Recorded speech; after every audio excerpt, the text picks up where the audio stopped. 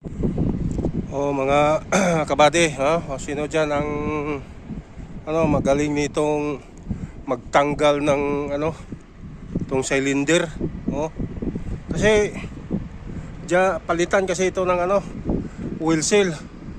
So ngayon nahirapan yung nag-maintenance kung paano tanggalin niya, Diyan niya pinupukpok.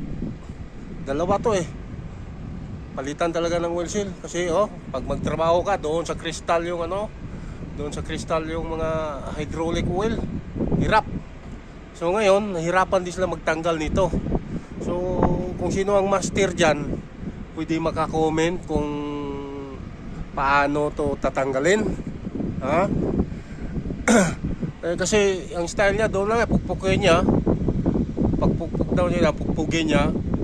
So tatago sa kabila, tanggal to. Pagkatapos naman dito naman sa kabila niya, pukpugin para matanggal din ito.